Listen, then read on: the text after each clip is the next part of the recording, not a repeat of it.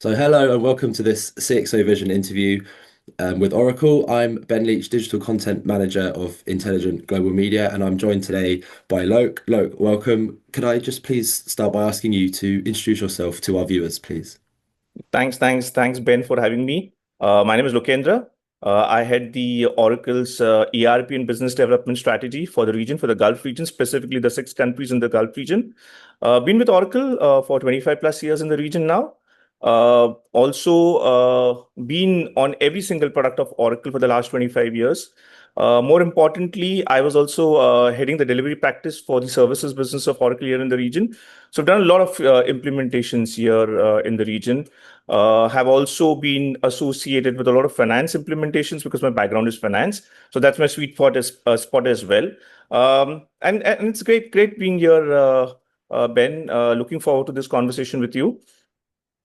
So, shall we start by you just introducing us to the Evaluating Business Transformation Motivators in the Middle East report? So, what did that research set out to achieve, and why do you think we should be reading it?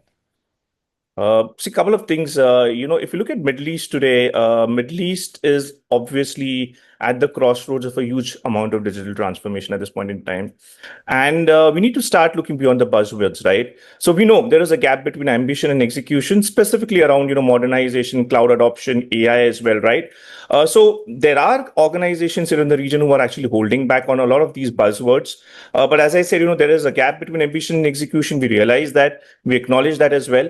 So it's very important that we start creating some kind of an awareness within the region where we also put on the agenda of the CXOs that AI is not only a top board room priority, but also it's a necessity for them to start leveraging if they want to move away from the legacy systems, right? And this is also the reason why, it's important that I also highlight that this entire report that was, funded and collated by CXO Priorities, looked at actually more than 120 top executive professionals in the region to basically look at, where they are, what do they do, what are their priorities, and how important it is for them to motivate themselves to move on to the new buzzwords in the market, which is AI and, of course, cloud adoption as well. Very interestingly, these were a series of questions that we put across to this 120 plus exec people, where not only we wanted to ask them questions on, what are their takes on cloud transformation, but also we wanted to know from them what is their vision in terms of where they want to be 2 years from now. More importantly, when it comes to subjects, what kind of a transformation they believe is the most important part of the transformation? Is it finance? Is it HR? Is it CX? Or do they believe that AI is one of the most topmost priorities at this point in time, right? More importantly, in as much as the conversation was about, cloud transformation, AI transformation, we also wanted to understand what are the challenges that they're facing at this point in time. And within the challenges as well, why and who is the persona in their organization which would be more interested in, executing this kind of a transformation? Is it the CIO persona? Is it the CEO persona? Or it could just be a CFO persona, right? So all in all, this is a very well-researched report, which not only collates what the direction of this region is in terms of digital transformation, but also the personas that would want to adopt this digital transformation in the years to come. Again, as I said, if I were to ask one simple question to myself, why should you be reading this report? The answer would be very, very obvious. There is a gap, as I said, between ambition and execution. Let's try and bridge this gap, and this is exactly what the report does for us. So let's follow on from that. So we're talking about how they should prioritize and reprioritize, but I want to know, how should CIOs reprioritize their roadmap to move from aspiring to AI to a disciplined execution on a unified platform? So, AI today has become a very technology conversation. But I think the most important part that people are missing is, it should be a business conversation. So behind all the technical components that are actually, making the AI world very, very interesting, it's more important to know that the adoption will be from the enterprise business application team or the executives within the organization, right? So it's important that we move away from the narrative of technology to more a narrative towards the business side, right? So start with business anchored outcomes here. Do not talk only about technology. This should be the first message that I would want to give to most of the CIOs who are actually interested in doing a AI transformation. Plus, the most important thing is, because AI is all over the place, it's important that, we think big, but start small, right? Start small, but start somewhere. And if I were to just, identify 3 to 5, enterprise level, value pools, then it's very important that, even from a business point of view, think about, where you want to start your narrative from. Are you looking for a revenue uplift? Are you looking for a supply chain optimization? Are you looking for something related to customer service? Depending on the use cases, depending on the business conversation that you want to have with the CXOs, try and pick up that part of the uplift for the first transformation on AI. Very important that we also ensure that every single KPI that you're uplifting for AI has a measurable outcome, so that the business is able to see the value towards it. And one last point which I wanted to also highlight here is, do not drop or postpone the AI narrative within your organization, for the simple reason that it's no longer a question of, why I should be adopting AI. The question now the market is asking, when should I adopt AI? So why is no longer a question. When should I adopt is the most important question. So it's very important, as I said, the CIOs reprioritize the roadmap, move towards more business anchored AI outcome, and do not just concentrate on the technology part of the conversation on AI. Yeah, absolutely. So we know that legacy systems can hurt business visibility and cause poor customer and employee experience. And at the same time, it's understood that most of the enterprises are unable to make those huge leaps and those huge changes right away. So how can Oracle offer a faster resolution step by step? So one very interesting thing which I always tell most of the customers that we deal with is, see, legacy systems are actually trap ideas. They're trap ideas because they are actually trapping your data into silos. So you do not get a complete view of, what's happening in your business. In single parts that this is what is happening maybe in my HR, this is what is happening in my finance. But when you want to look at the entire picture, you would notice that, all the leaders are actually having a silo conversation.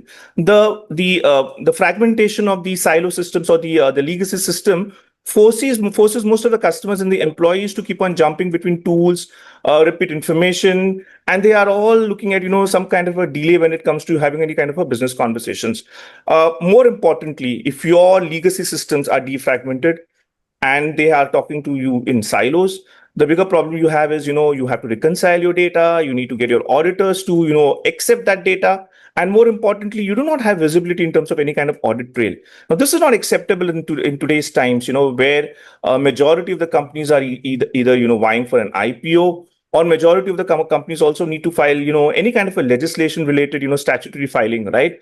So it's very important that most companies start looking at creating a unified data integration layer. Let's put it this way, a single data model where all my data resides in one place, where I do not need to duplicate or replicate my data in different accounting system, different persona-based systems, and more importantly, a united workflow for my entire organization to access. And what better way to do this than to look at a cloud transformation on an ERP platform, which provides all the three things to you. One is a unified platform, two, a cohesive data, a single data point model within the organization, and lastly, a unified workflow within the organization, which gives you audit trails, gives you data drill downs, and more importantly, is acceptable in terms of any kind of statutory filings that you want to do with any government authorities, right? So Oracle helps you in all of these three, because Oracle gives you a single data model based unified platform with an enriched UX experience, which is what most of the legacy systems are lacking.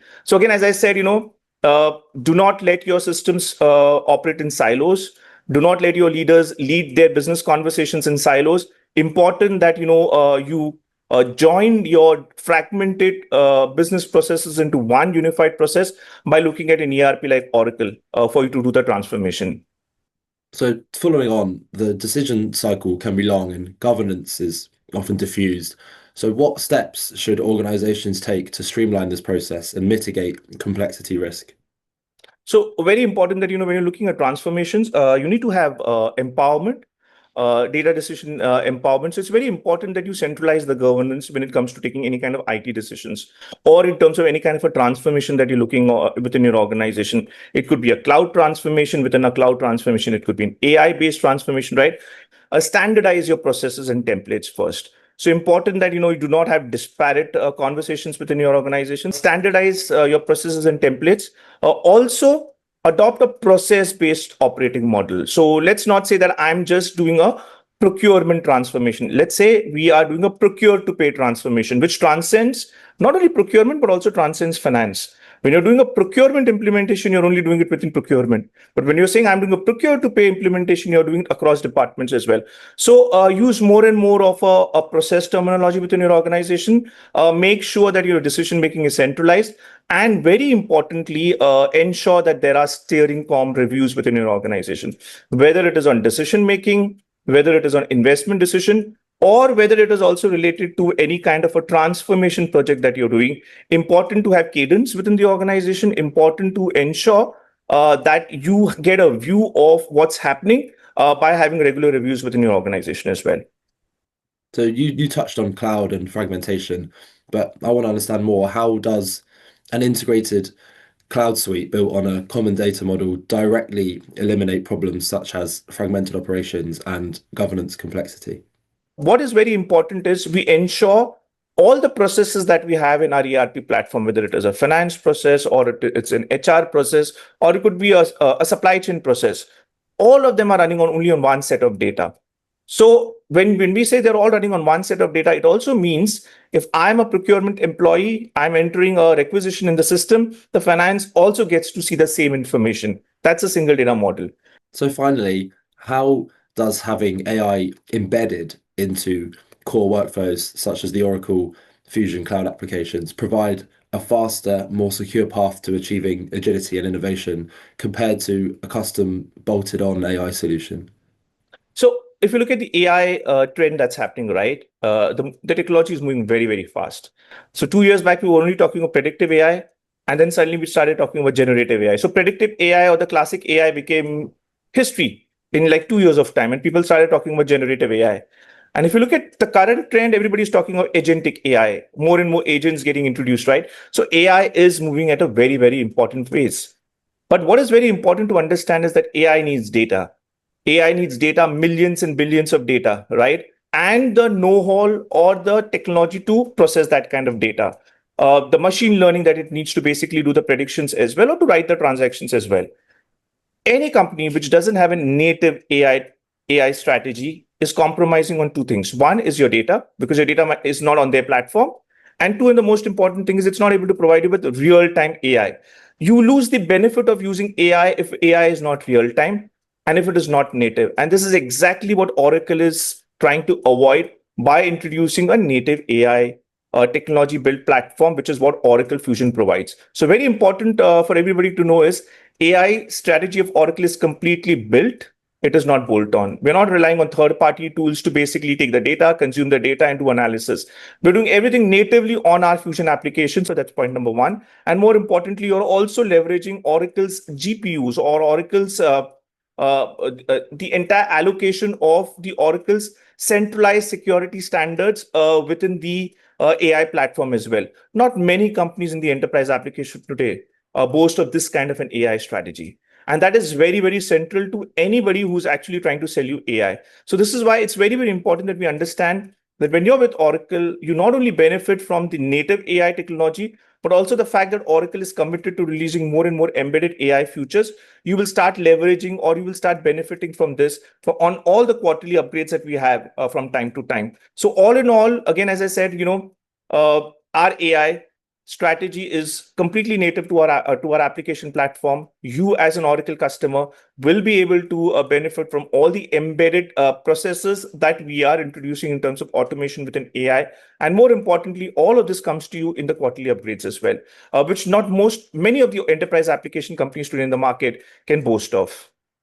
That's all great. Thank you very much for your time, Mike. Thank you. Thank you. You take care. Have a great day.